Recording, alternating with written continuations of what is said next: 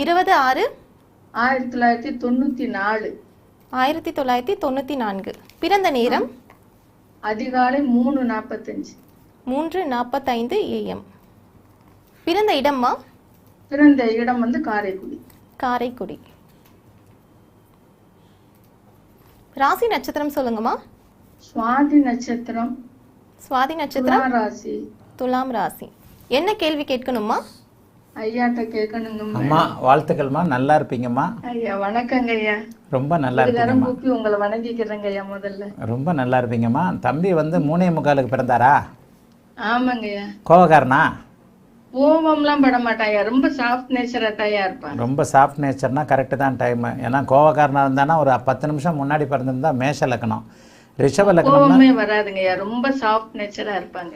ஆமாம். இப்போ இதில் ரிஷப லக்னமாக இருந்தால் காரைக்குடியில் இருக்க முடியாது, அப்படியே தூர தள்ளி வந்துடணும். மெட்ராஸு பெங்களூரு இப்படி வந்துடும். இப்போ கோயம்புத்தூர்ல இருக்காங்க. கரெக்ட். அப்போ ரிஷப லக்னம் தான்.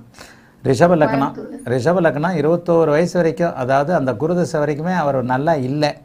இல்லங்கய்யா இல்லங்கய்யா, படிப்பு இல்ல, வேலை இல்ல, கண்டிப்பா படிப்பை கம்ப்ளீட் பண்ணல. குருதசை. அப்போ ரிஷப லக்னம் தான். பிறந்த நேரம் கரெக்டு தான்.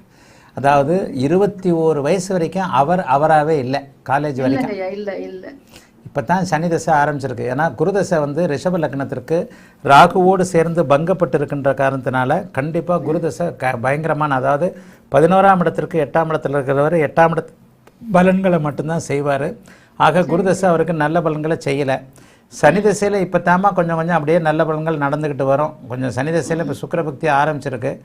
ஆனால் இந்த சனி தசையில் இருந்து தான் 21 வயசுக்கு பிறகு, குறிப்பாக சொல்லப்போனால் 24 வயசுக்கு பிறகு தான் நல்லா இருக்கிறார். சரிங்கய்யா. கவலைப்படாதீங்க. ஒரு ஃப்ரெண்டு பயலோட சேர்ந்து ஒரு சின்ன ரெஸ்டாரண்ட் மாதிரி ஆரம்பிச்சாங்கய்யா. அதுல இவன் ஒரு உழைப்பு பார்ட்னர் மாதிரி இருந்துட்டு இருக்கான். சரி. ஆனா ஒன்னும் வருமானம் இல்லை, அதை ஒன்னும் பண்ணவும் முடியல. அவனுக்கு எந்த கிரகத்தின் அடிப்படையில தொழில் செஞ்சா அவன் நல்லா இருப்பான், எனக்கு குருஜி ஐயாட்ட கேட்டு சொல்ல, அவங்க வாயால கேட்கணும், எனக்கு அப்படி கேட்டு சொன்னாதான் நான் நிம்மதி பெறுவேன்னு சொல்லி 2 வாரம் 3 வாரமா என்னை அவ்வளவு அழுது தொந்தரவு பண்றான். நேர்ல போய் பார்க்கலாம் ஐயாவை அப்படின்னு சொல்லி அவ்வளவு தொந்தரவு பண்ணனானுங்க. சனிதாமா அதிக எனக்கு இன்னைக்கு லைன் கிடைச்சிருச்சு கடவுள் புண்ணியத்துல. நல்லா இருப்பீங்கம்மா, ஒன்றும் கவலைப்படாதீங்க. இப்போ பார்க்கறது செவ்வாயின் அடிப்படையில் நெருப்பு தொழில் பண்ணுறாரு. அது சாப்பாட்டுக்கு மட்டும்தான் வரும். அப்படி தங்கையா இருக்கு, சாப்பாட்டுக்கு மட்டும்தான் வரும். சனி தசை நடக்கிறதுனால சாப்பாடு இல்லாமல் போயிடாது. 21 வயசு வரைக்கும் அவர் ஒன்றுமே நல்லா இல்லை.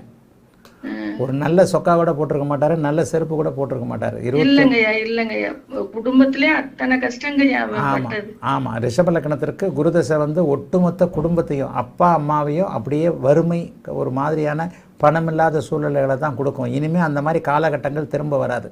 இவருக்கு சனி சம்பந்தப்பட்ட தொழில்கள் தான் நல்லா இருக்கும். அவருக்கே என்ன அதில் இருக்குது, விவசாயம் பார்க்கலாம், கால்நடைகள் பார்க்கலாம், பெட்ரோல் பங்கு வைக்கலாம், எல்லா விதத்துலேயும் இரும்பு சம்பந்தமான தொழில்கள், கழிவுகள், குப்பைகள், இது சம்மந்தப்பட்ட தொழில் தான் அவருக்கு கை கொடுக்கும். இப்போ கொஞ்சம் அவருக்கு நேரம் நல்லா இருக்குது, அந்த தொழில் பண்ண சொல்லுங்கம்மா.